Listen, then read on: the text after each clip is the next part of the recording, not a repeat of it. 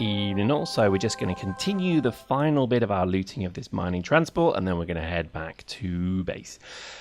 And as we see, as we take maybe just a little bit of uranium from that, I think that's looking pretty good. Right, they're always going to switch these beacons off as well. Now, you can grind them down because those radio communication things are quite big as well. So they're actually probably worth looting as well. But again, I'm not going to probably waste too much time doing that.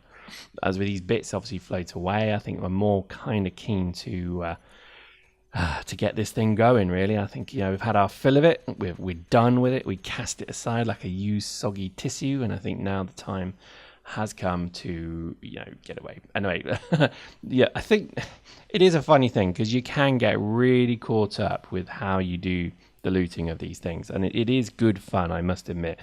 It's like mining. It's like anything like that. And, you kind of think to yourself, oh, just that next little bit of ore. And, oh, I just saw silver there. Oh, I'll just go and grab some silver. And then you realize, hang on a minute, I've just got to mine this entire asteroid. And it's now Thursday. You do get into that kind of feeling. But then again, that is good sign of a good game, I'm afraid to say, bros. Now, I was looking around this thing to think to myself, should I go and loot some more engines? Should I go and loot maybe some of the cargo cans? And I was tempted to, but I just think, they're going to get suspicious. At the end of this system is probably a base where this company's assets get to, and they're probably wondering to themselves, are bits falling off our ships as they pass through this weird system of asteroids? And then eventually they're going to send military escorts. It's going to get messy. There's going to be a fight, and there'll probably be prison, and then a rope, and then there'll be a Pyrex hanging from a jib somewhere. So that's kind of what I'm not exactly going to go and do too much. I am, of course, joking. I know they're not going to hang me, but I still worry that I'm going to annoy somebody so much at some point that I think it's just, for now, I'm just going to try and get as many parts as I can. I suspect once factions come into this, when you start attacking a faction's ships, you're going to annoy them so much that they will hunt you down like the dog that you is. And I think that's when you're going to have problems. As my mouse spazzes out, there we go, finally got the beacon on. I'm actually building a beacon on the ship because I figured to myself, the most likely scenario of events now is that I'm going to be looting a ship, and then a booby trap is going to kill me, and then I've lost my ship. So by putting a beacon on it, at least I can always find it, because I'm becoming quite attached to my getaway vehicle. Anyway, so the time has come. Let's get this thing on the road and let's head back to base. So all we do again is we put our foot down, and as you see here, look at that nice graphic representation of speed as that little bit that fell off slowly angles away, and we want to get our speed up to about 20 meters a second so it leaves the map quickly. And this is looking about right. So there we go. So all I do is I just literally switch off the inertia dampeners, and then just get out and then get into my little buggy and then declamp and then throw on the brakes. Boom, there we go. And that's nice, isn't it? I do like that. That's a great visual representation of momentum. So there we go. We're going to rename this. We're going to call it Reaver 1. And this is a very fitting name for this ship. I do love the whole concept of the Reavers. I think we're probably going to show that maybe in a bit more depth when we do the next kind of gang play. What we'll do is we'll try and rip some things apart. And we'll just set two very powerful ships against each other and see what we can do.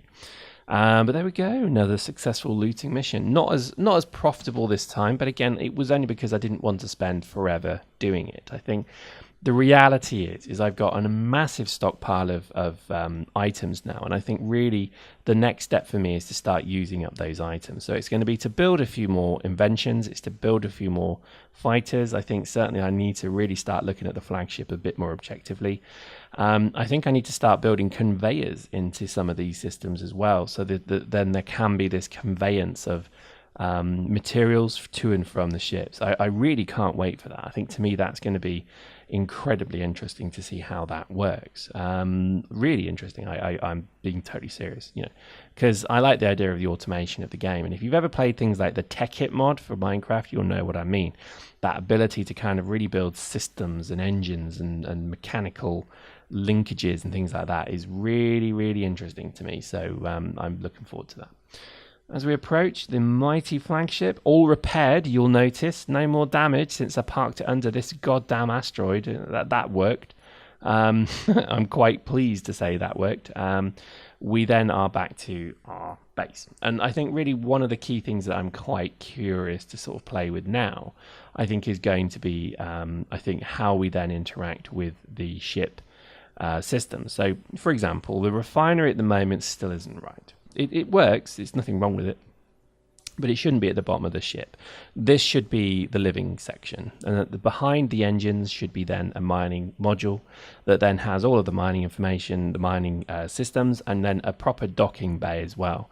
Currently we have our hangar at the front, but that's pretty small and also pretty much useless. So I think we're going to replace that out as well at some point. But again, I'm not. My grand plans for this are many weeks in the making. So I'm loving this game so much. I play it every day, and I think I'm just having so much fun with it. If you haven't bought this game yet, consider it. There was a sale of the game on recently. I know it's probably not on now when this gets released, but I think keep your eye on it. Put it onto your Steam wish list if you haven't got it. I think if you can warrant the expenditure, I would recommend it because, well, again, let's just look at it. I think if you like games that take you away from the awful tryhardness of multiplayers, this is for you. I was playing Dust not 10-15 minutes ago before I did this very voiceover that I speak through this microphone into your brain right now.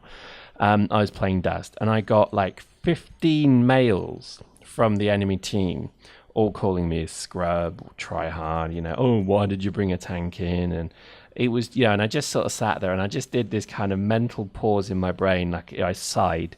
Because whenever a man sighs, that's the sign of their brain shifting down a gear, because you're kind of like slowing down to kind of their level. And I just sort of sat there and thought, oh my God, these people take it way too serious. And somebody was like literally poking fun at me because I left a match because they brought in 4 railgun tanks and sat in the red line shooting me. And it's like, why would I stay in that kind of map, my brosif? And I just think it gets to you. Do you know what I mean? Post the comments if you know what I mean, because seriously, I get this, and I get to the point where I think I play games to relax.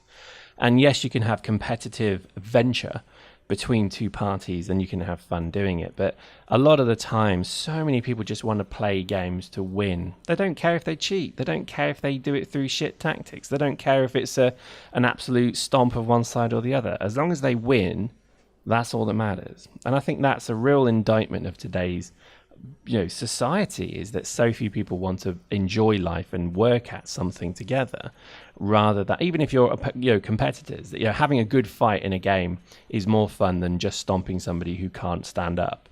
But yet for some people that's not the case. Anyway, so games like this are the anti-dicks of this kind of genre, and I think definitely if I can recommend one game to you to calm down, relax and enjoy after playing games like Dust, this is it, bro. Hope you enjoyed that. We'll see you next time.